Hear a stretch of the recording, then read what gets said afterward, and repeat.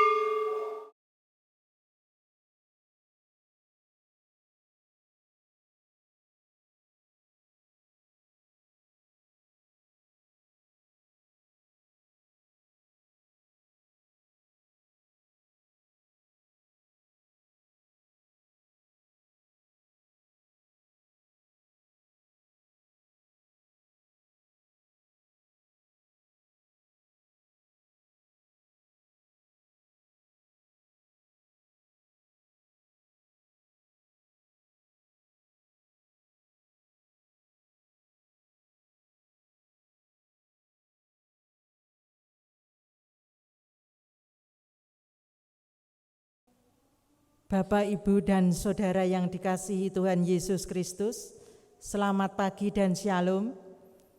Hari ini di tengah kita mengadakan perayaan pengenangan akan peristiwa kenaikan Yesus ke surga, kita masih tetap diajak untuk beribadah di rumah masing-masing, mengingat akan pandemi COVID-19 yang masih kita hadapi. Pastikan kita untuk setia tinggal di rumah, menjaga kesehatan, mencuci tangan, mengenakan masker ketika bepergian, dan selalu menjaga jarak. Marilah Bapak Ibu kita mulai ibadah kita saat ini. 1.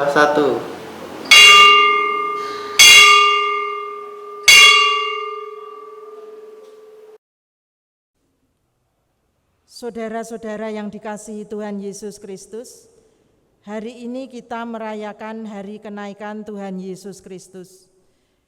Walaupun di dalam perayaan ini kita masih terus berjuang untuk melawan pandemi COVID-19, namun peristiwa kenaikan Kristus yang kita kenang tetap meneguhkan iman kita kepadanya. Naiknya Tuhan Yesus ke surga bukanlah akhir dari kisah karya penyelamatan Allah. Kenaikannya ke surga justru menjadi awal yang mendasari kelanjutan karya Yesus melalui para murid-Nya. Kelanjutan kasih Allah yang diberikan pada seluruh umat tidak terbatas pada umat Israel saja.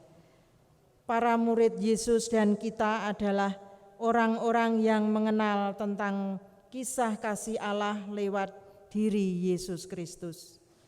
Kepada kitalah kisah ini diberikan untuk dibagikan pada yang lain. Maka kisah kasih penyelamatan Allah belum berakhir. Kisah ini masih terus dibagikan lewat kehidupan kita semua.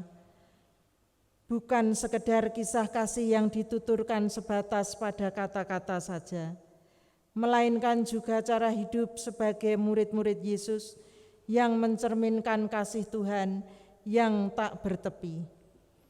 Marilah kita berdiri dan memuji nama-Nya.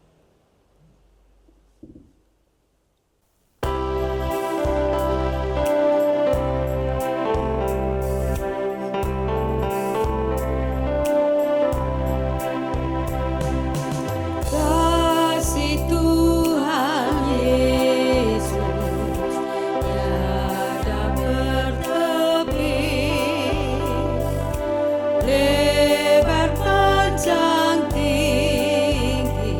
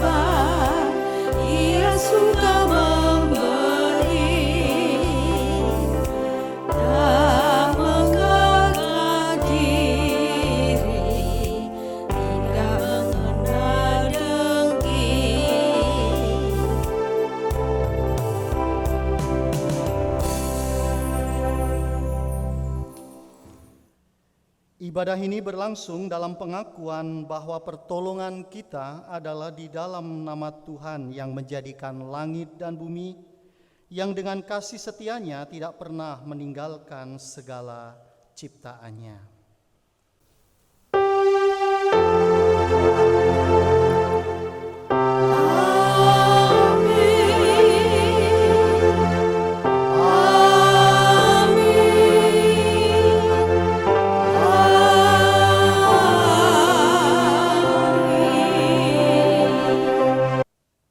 Kasih karunia dan damai sejahtera dari Allah Bapa kita dan dari Tuhan Yesus Kristus, serta persekutuan dengan Roh Kudus, menyertai saudara sekalian.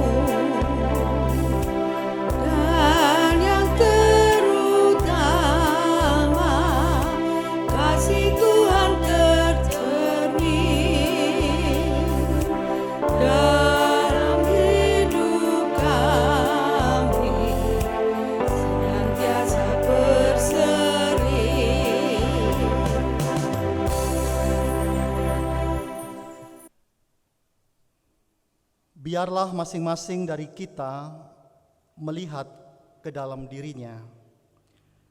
Biarlah masing-masing dari kita mengenali kekecewaannya, kepahitannya, kekhawatirannya, dan ketakutannya.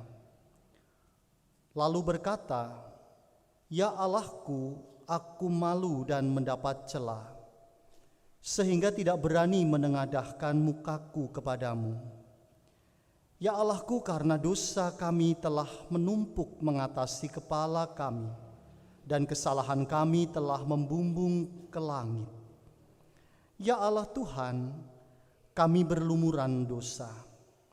Hanya dengan kerendahan hati, kita dapat mengakui dosa-dosa kita di hadapan Tuhan, mengakui segala dosa dan kesalahan yang kita perbuat dalam kebodohan kita.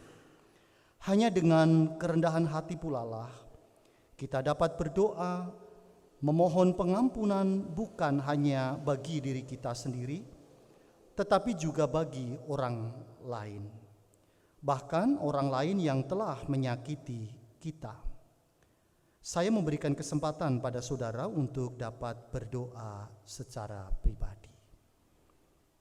Dipersilahkan.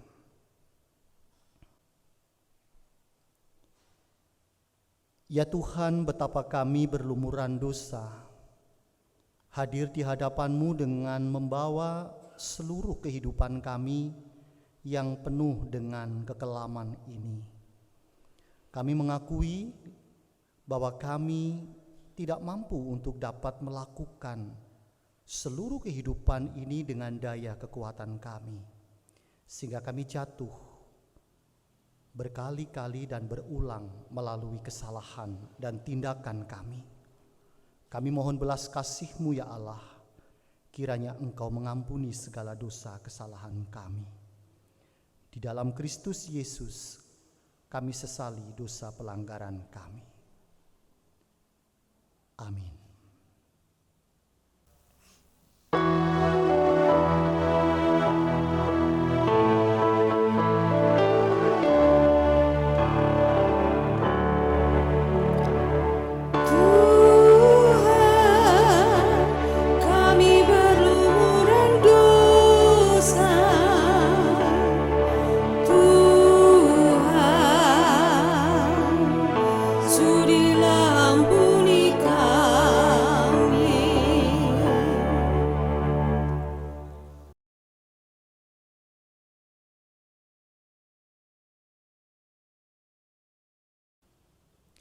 Jemaat dipanggil berdiri.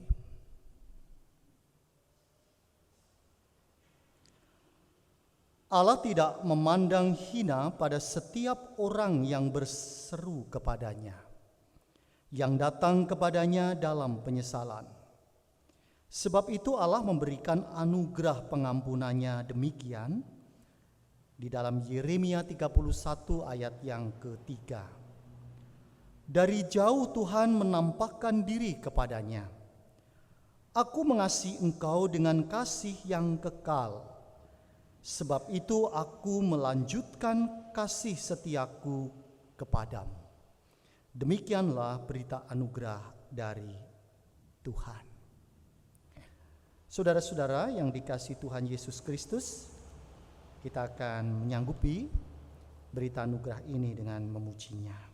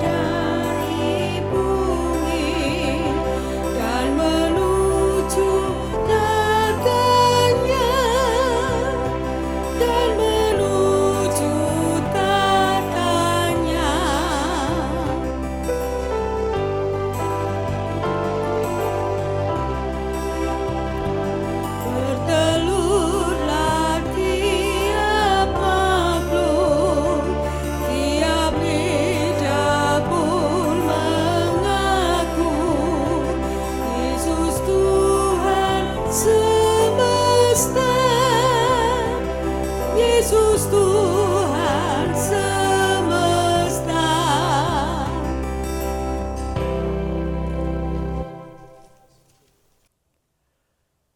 Saudara-saudara yang dikasihi Tuhan, tiba saatnya kita akan bersama-sama merenungkan sabda Tuhan. Pagi hari ini di perayaan Hari Kenaikan Tuhan Yesus, kita akan diajak untuk mengumuli sabda Tuhan. Dan sebelum kita lebih jauh akan mendengarkannya, saya akan mengajak kita terlebih dahulu di dalam doa. Tuhan Allah Sang Penolong kehidupan, Engkau yang menjadi sumber kebenaran dan sumber kebijaksanaan. Pagi hari ini kami datang kepadamu membawa segala ungkapan syukur dan pengharapan kami. Tiba saatnya di mana kami akan mendengarkan sabda-Mu, Tuhan semaikan.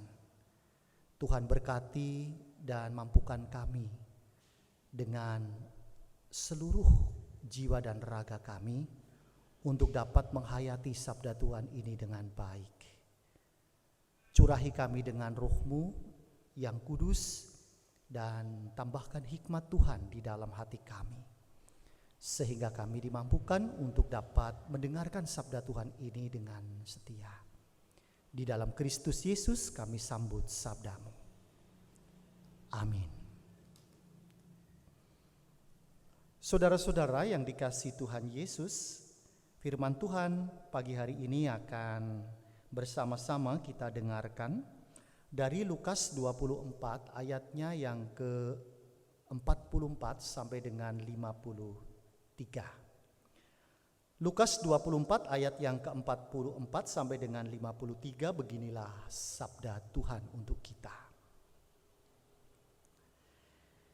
Ia berkata kepada mereka, "Inilah perintahku yang telah kukatakan kepadamu ketika aku masih bersama-sama dengan kamu, yakni bahwa harus dikenapi semua yang ada tertulis tentang aku dalam kitab Taurat Musa dan kitab Nabi-Nabi dan kitab Mazmur." Lalu ia membuka pikiran mereka sehingga mereka mengerti kitab suci. Katanya kepada mereka, ada tertulis demikian, Mesias harus menderita dan bangkit dari antara orang mati pada hari yang ketiga, dan lagi dalam namanya berita tentang pertobatan dan pengampunan dosa harus disampaikan kepada seluruh bangsa mulai dari Yerusalem. kamu adalah saksi dari semuanya itu. Dan aku akan mengirim kepadamu apa yang dijanjikan Bapakku. Tetapi kamu harus tinggal di dalam kota ini sampai kamu diperlengkapi dengan kekuasaan dari tempat tinggi. Lalu Yesus membawa mereka keluar kota sampai dekat Betania. Di situ ia mengangkat tangannya dan memberkati mereka. Dan ketika ia sedang memberkati mereka, ia berpisah dari mereka dan terangkat ke surga. Mereka sujud menyembah kepadanya, lalu mereka pulang ke Yerusalem dengan sangat bersukacita. Mereka senantiasa berada di dalam bait Allah dan memuliakan Allah. Demikianlah sabda Tuhan. Berbahagialah setiap orang yang mendengarkan sabda Tuhan dan melakukannya dengan setia. Haleluya.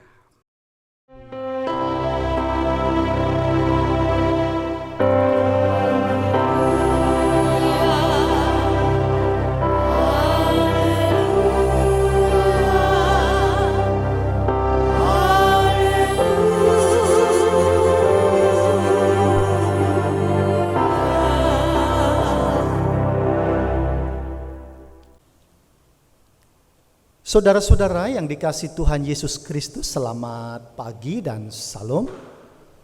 Tentunya kita terus memohon pertolongan Tuhan agar semua yang menjadi pergumulan kita menyangkut pandemi COVID-19 juga terus memberikan kita kemampuan untuk semakin menghayati bagaimana kekuatan dan kekuasaan Allah di dalam kehidupan kita. Kita terus memohon berkat Tuhan agar kita juga senantiasa diberi kekuatan dan kesehatan. Saudara-saudara, ibu, bapak, adik-adik, anak-anakku yang diberkati Tuhan, tema kita di perayaan kenaikan Tuhan Yesus saat ini adalah kisah yang belum berakhir. Adakah di antara kita yang senang nonton sinetron? Saudara, apa saja sinetron begitu yang saudara saksikan tentunya di rumah masing-masing? Karena di masa-masa kita tinggal di rumah kadangkala tontonan yang tidak menarik menjadi menarik, saudara, karena untuk mengisi waktu kita ya.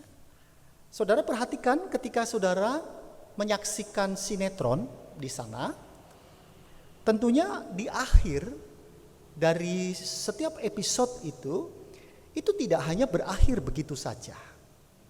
Di akhir episode itu selalu ada pesan yang diberikan kepada penonton. Dalam hal ini saudara semua. Nah tentunya pesan itu pun juga memiliki pesan yang bermacam-macam. Ya. Kadangkala kalau kita tidak suka dengan narasi atau alur cerita itu, kadangkala kita gregetan dengan film yang kita tonton itu. Tetapi kalau kita sangat tertolong, sangat dikuatkan dengan film itu, tentunya pesan yang ingin kita capai dan kita rasakan juga memberikan sebuah apresiasi yang besar untuk kita termotivasi juga ketika kita menyaksikan film tersebut.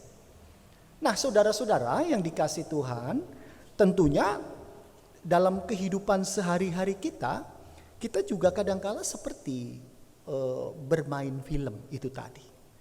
Di setiap kisah kehidupan yang kita jalani itu selalu punya kenangan masing-masing, saudara. Ada kenangan yang manis, tetapi juga ada pula kenangan-kenangan yang pahit yang kita hadapi. Saya tidak tahu bagaimana pandemi COVID-19 ini menjadi kenangan yang manis atau pahit bagi saudara. Tetapi saya percaya kita akan mengatakan sebagai orang beriman selalu ada kenangan-kenangan yang manis. Walaupun COVID-19 ini menjadi hal peristiwa yang memilukan bagi kita. Bagaimana tidak, karena dampak dari COVID-19 ini tentunya menjadi sangat luas kemana-mana. Tidak sedikit orang yang kemudian harus mati karena dampak dari COVID ini.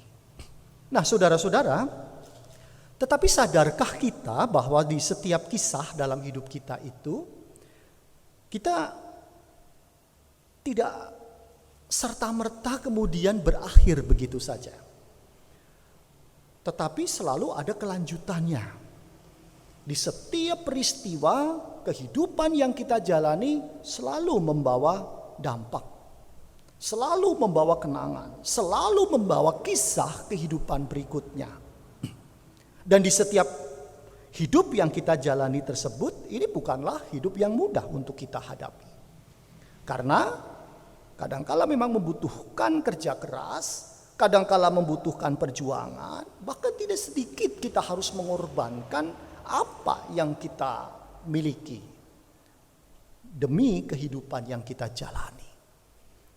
Nah, namun saudara-saudara, di dalam kehidupan yang demikian, sesulit apapun, seberat apapun, serumit apapun, Allah memberikan berbagai anugerah untuk memperlengkapi dan memampukan umat-umat Allah itu melakukan apa yang menjadi tugas masing-masing.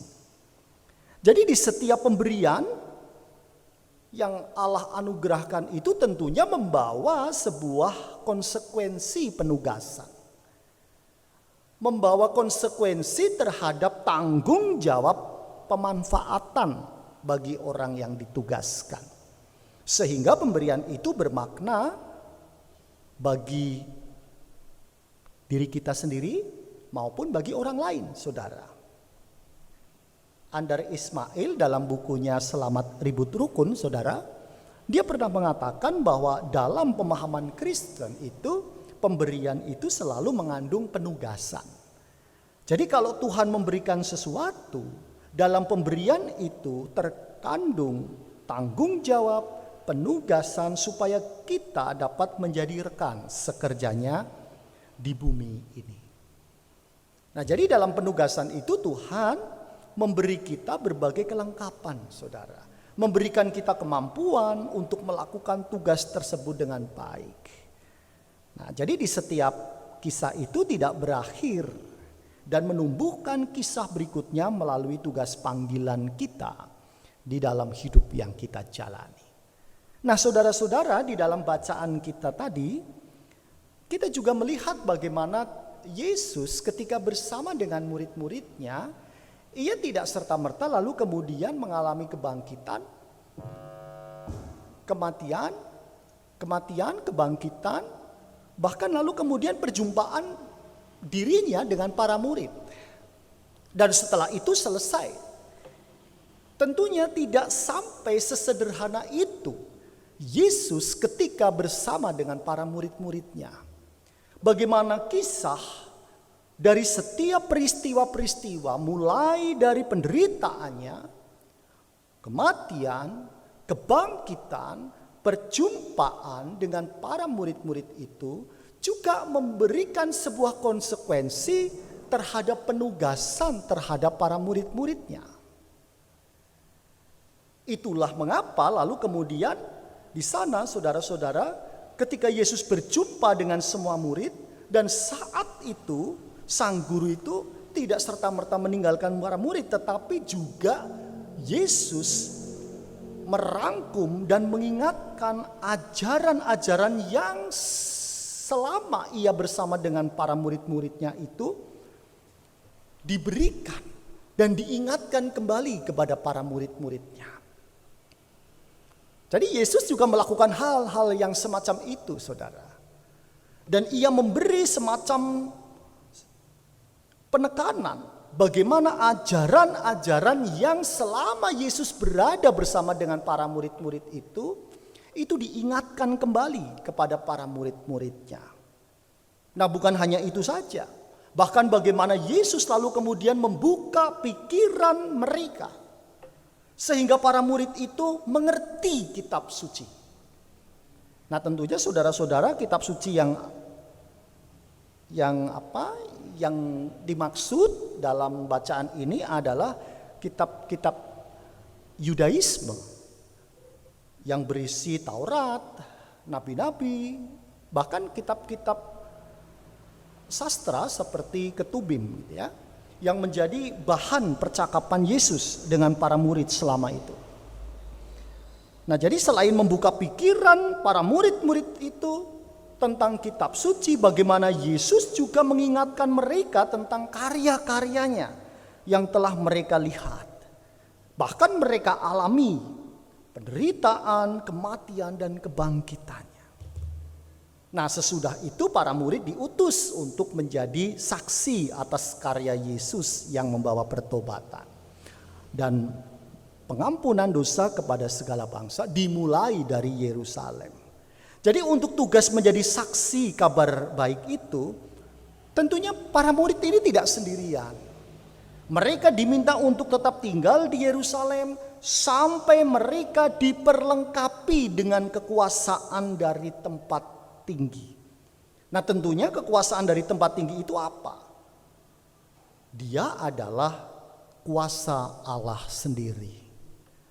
Jadi kuasa dari tempat tinggi itu yang Yesus akan kirim sesudah Ia naik ke surga. Dan sesuai dengan janji Bapa, dan kuasa itu adalah Allah sendiri yang terus menyertai kehidupan para murid-murid yang Ia tinggalkan. Jadi saudara-saudara, kekuasaan dari tempat tinggi inilah yang akan mendorong dan memberikan kekuatan yang luar biasa bagi para murid-murid untuk menjalankan tugas mereka sebagai saksi Kristus bagi semua orang. Dan kekuasaan itulah yang kemudian mengubah para murid dari keadaan yang takut, keadaan yang hanya pasif di Yerusalem, sehingga mereka menjadi orang-orang yang aktif, orang-orang yang penuh gairah, orang-orang yang sangat bersemangat di dalam melanjutkan karya-karya Yesus. Nah, tentunya saudara-saudara yang terkasih, setelah memberikan wejangan terakhir dan tugas pengutusan, Yesus mengajak para murid kemudian ke Betania. Di sanalah Ia lalu kemudian terangkat ke surga. Tetapi saudara-saudara, sekalipun perpisahan dengan sang guru ini, mereka tidak lagi mengalami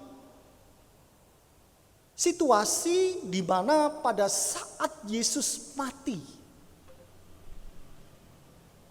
perpisahan pada saat itu mengalami situasi yang menakutkan.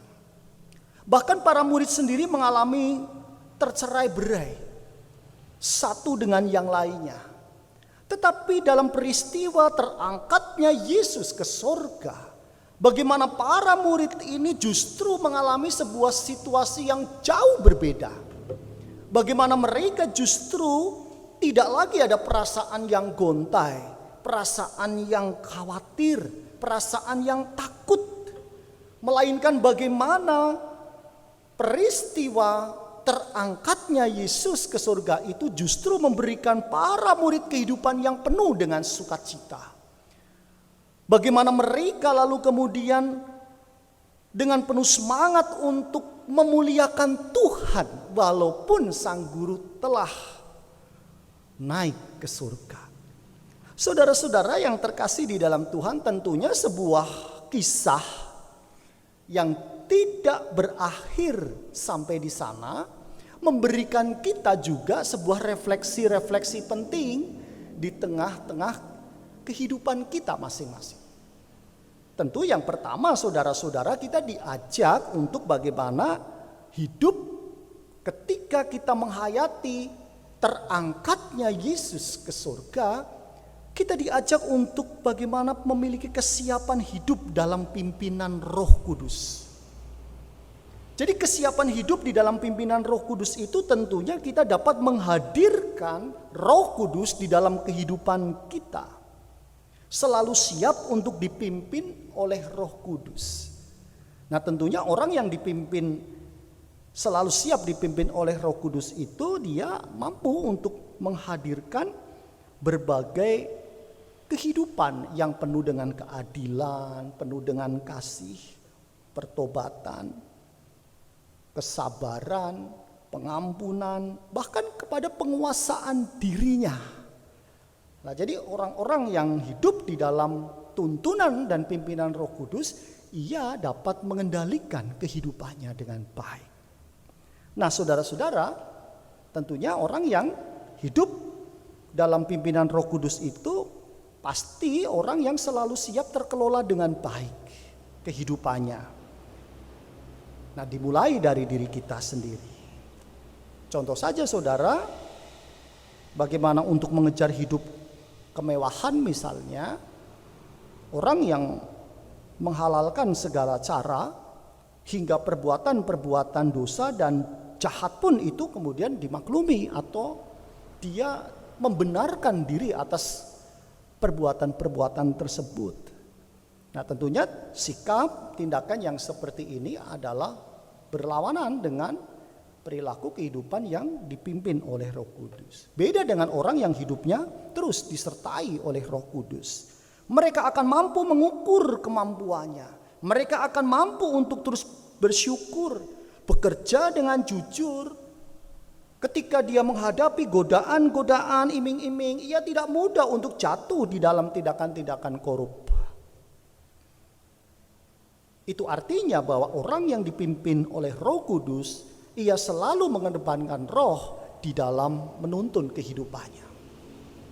Dan yang kedua, saudara-saudara, tentu refleksi ini menjadi penting. Kita diajak untuk bagaimana meneruskan nilai kasih Allah yang menyelamatkan itu kepada orang lain, agar mereka dapat merasakan kasih Allah juga. Jadi dengan terus memandang dan merasakan Kristus, mulai dari penderitaan, mati, dan bangkit, itu kita terhisap di dalamnya. Bagaimana saudara dan saya itu terbawa di dalam kisah-kisah kehidupan Yesus.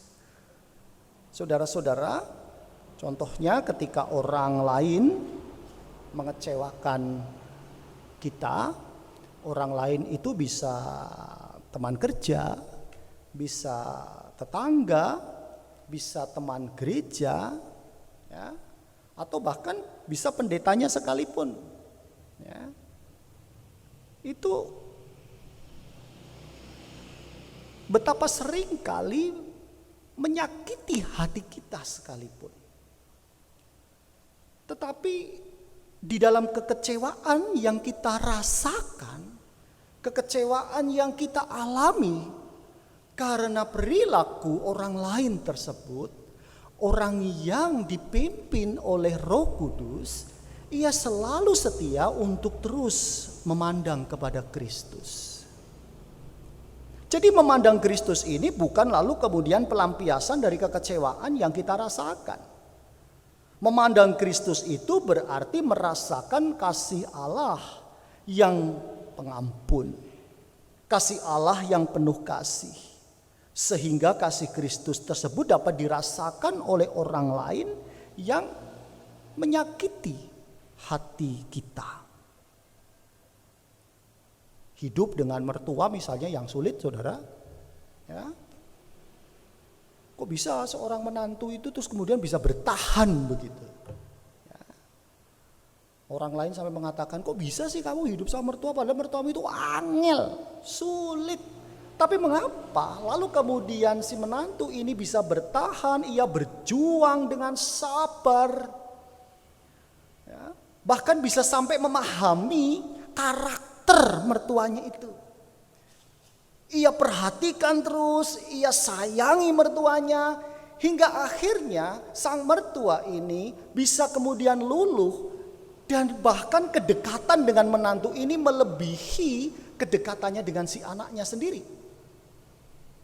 Nah, tentunya saudara-saudara, ketika si menantu ini bisa melakukan hal yang demikian, bukan karena kekuatan di dalam dirinya, melainkan bagaimana si menantu ini dapat terus memandang kasih Kristus yang ada di dalam kehidupannya. Ketika ia disakiti, saudara, ia terus memandang Kristus yang juga pernah mengalami sakit. Ketika ia dipulihkan, ia pun memandang Kristus yang penuh dengan kuasa, sehingga kebangkitannya pun juga membangkitkan memberikan dirinya untuk semakin mengasihi orang lain. Dan saudara-saudara yang terkasih, banyak contoh-contoh yang lain, saudara. Hubungan suami istri yang kadangkala si suami ini jengkelnya minta ampun terhadap istrinya karena sifatnya, karakternya, pola pendekatan ketika mendidik anak yang tidak sama dengan dirinya, atau sebaliknya, kadangkala menimbulkan rasa putus asa di dalam diri masing-masing. Tetapi karena memandang Kristus, sehingga mereka berdua terus dapat membangun kehidupan itu menjadi baik. Ia bisa mencairkan kembali, mengganti suasana yang kadangkala menyakitkan itu menjadi sesuatu yang indah untuk ia alami bersama-sama sebagai sebuah proses rangkaian kehidupan.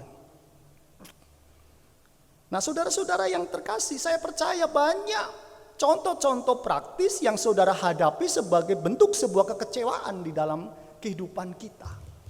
Tetapi bisakah kita terus dapat memandang kasih Kristus itu? Supaya melalui peristiwa terangkatnya Yesus ke surga, saudara dan saya pun melanjutkan kisah-kisah berikutnya. Saudara-saudara yang terkasih, tentunya kisah-kisah berikutnya itu adalah memberikan kita tanggung jawab dalam mengemban tugas di tengah dunia ini. Jadi saudara-saudara, mari melalui ibadah kenaikan ini kita diajak untuk dapat menghayati bahwa kasih karya Kristus ini sekali lagi belum berakhir. Kita telah dipercaya untuk meneruskan kisah kasih Allah pada orang lain. Nah, tentunya kisah yang ini tidak cukup hanya dituturkan lewat kata-kata. Perlu ada tindakan-tindakan nyata agar kasih tersebut dapat dibagikan dan memberi kekuatan bukan hanya bagi diri kita, tetapi juga bagi orang lain, bahkan membangun pengharapan kepada orang lain. Nah, oleh karena itu saudara, sekali lagi mari kita terus berkarya tanpa batas. Dan jangan dengan kata-kata saya telah lelah, melainkan mari kita terus membangun kekuatan bersama dengan memandang Kristus sebagai Allah yang terus menyempurnakan kita. Tuhan Yesus memberkati dan salam sehat selalu. Amin.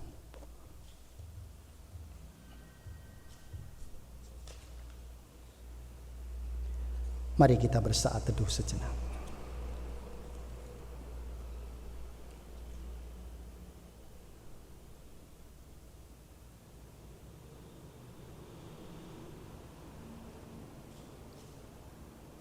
Saat teduh cukup.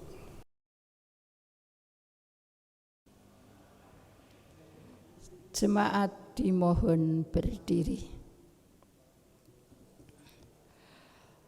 Marilah bersama dengan umat Allah di segala masa dan tempat. Kita mengikrarkan pengakuan iman kita menurut pengakuan iman rasuli.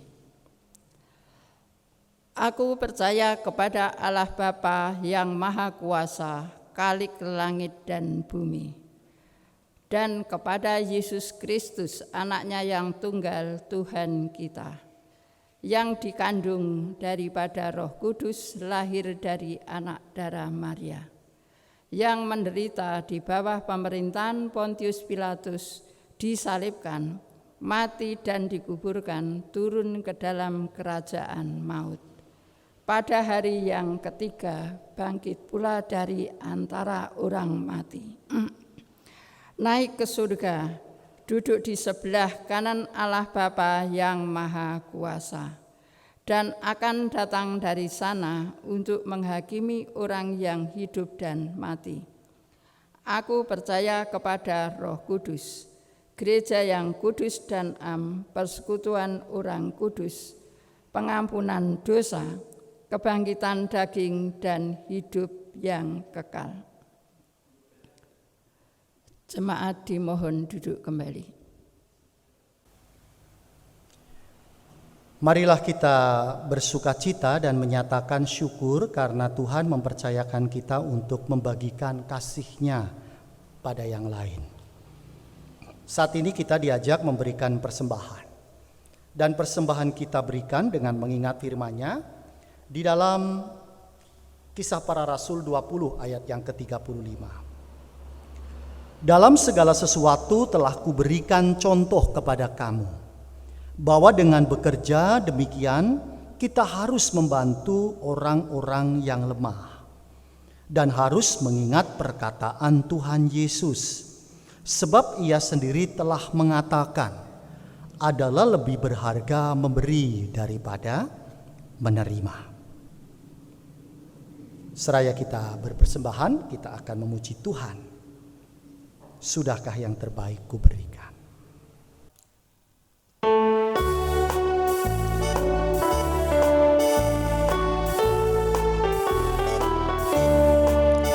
Sudahkah yang terbaik ku berikan kepada Yesus Tuhanku? Besar pengorbanannya di Kalvari, diharapnya terbaik dariku. Berapa yang terhilang telah kau cari, dan ku lepaskan yang terbelenggu. Sudahkah yang terbaik ku berikan kepada Yesus Tuhanku?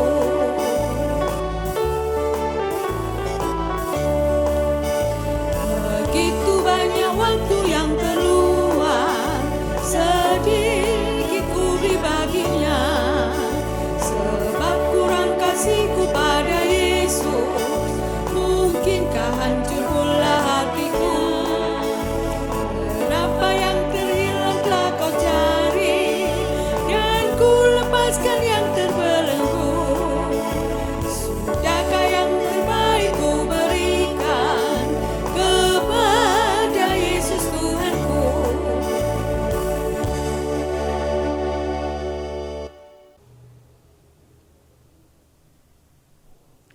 Mari kita menghadap Tuhan di dalam doa syafaat, syukur, dan penutup.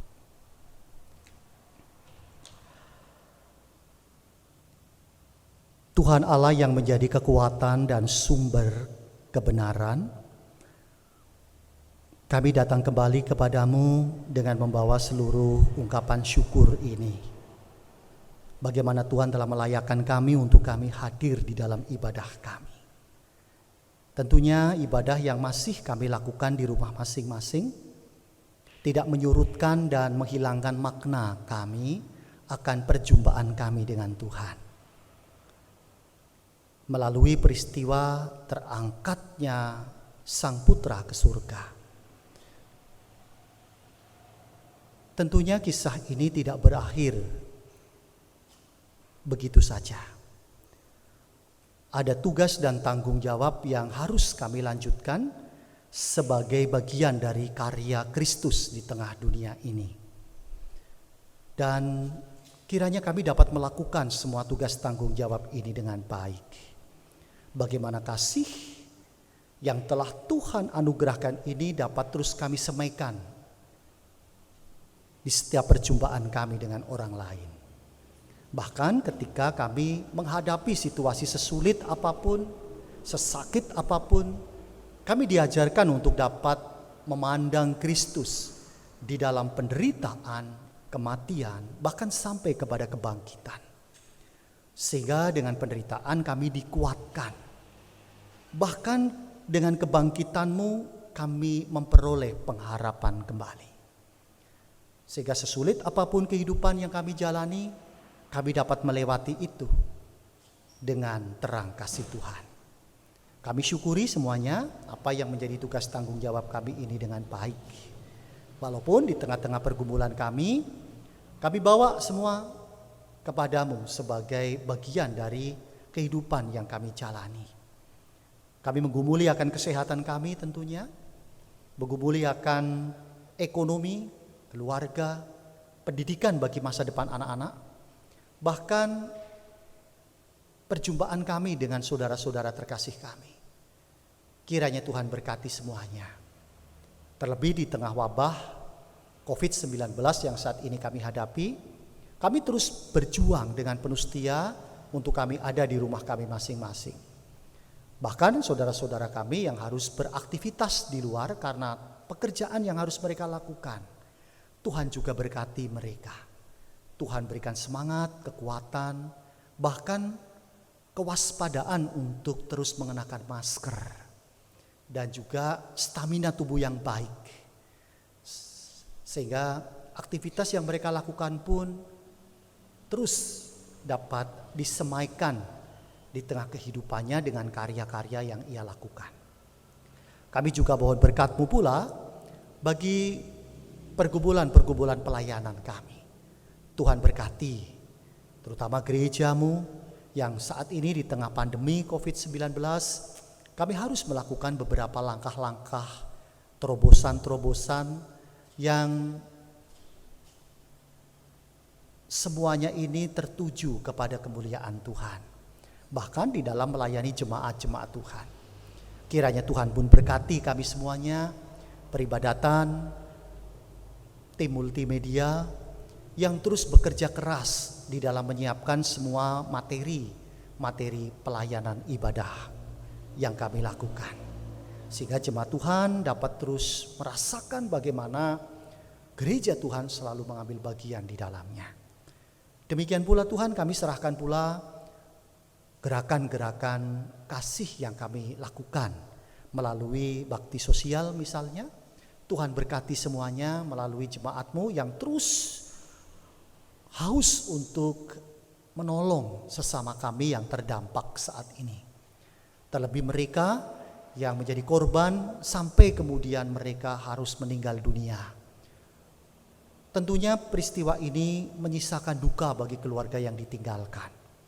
Tuhan berkati keluarga yang ditinggalkan, Tuhan hiburkan mereka sehingga melalui peristiwa pandemi COVID-19 ini memberikan pelajaran bagi kami untuk terus lebih berhati-hati. Tentunya di tengah wabah ini juga banyak saudara-saudari kami yang harus kemudian mudik ke kampung halamannya. Tuhan berkati mereka. Walaupun mereka harus terpaksa melakukan itu, Tuhan pun juga jagai mereka. Tuhan juga lawat mereka dengan kekuatan dan kewaspadaan, sehingga virus corona ini tidak semakin meluas kemana-mana. Kami serahkan dunia ini ke dalam kasih-Mu, Tuhan berkati, sehingga dunia terus dapat berpulih bersama di tengah kami berjuang untuk melawan pandemi COVID-19 ini. Tuhan yang penuh kasih, di tengah-tengah kami juga mengungkapkan segala syukur melalui persembahan yang telah kami kumpulkan. Tuhan berkati dan kuduskan, sehingga persembahan ini juga dapat membawa manfaat dan berarti bagi tugas panggilan gereja-Mu GKJ Taman Asri. Dan pada akhirnya ya Tuhan, kami juga menyerahkan hidup kami semuanya, kesehatan kami, terlebih mereka yang hari ini sedang sakit, Tuhan juga jaga dan lawat kehidupan mereka satu persatu. Kami serahkan seluruh hidup kami saat ini hanya di dalam kasih dan kuasa-Mu yang terus setia untuk mengampuni segala dosa kesalahan kami. Hanya di dalam Kristus Yesus, Tuhan dan Juru Selamat kami berdoa dan mengucapkan syukur. Amin. Saudara-saudara, kita akan bangkit berdiri dan kita akan memuji pujian pengutusan. Jika padaku ditanyakan.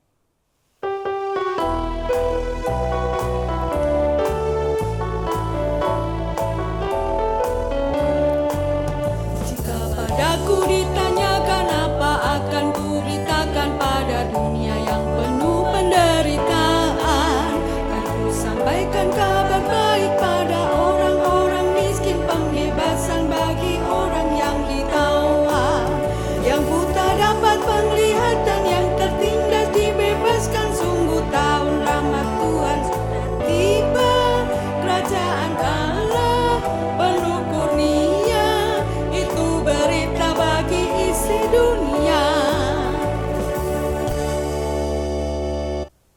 Kita akan akhiri ibadah ini dengan bersama-sama menerima berkat Tuhan. Terimalah berkat-Nya. Tuhan memberkati engkau dan melindungi engkau. Tuhan menyinari engkau dengan wajah-Nya dan memberikan engkau kasih karunia. Tuhan menghadapkan wajah-Nya kepadamu dan memberikan engkau damai sejahtera. Amin.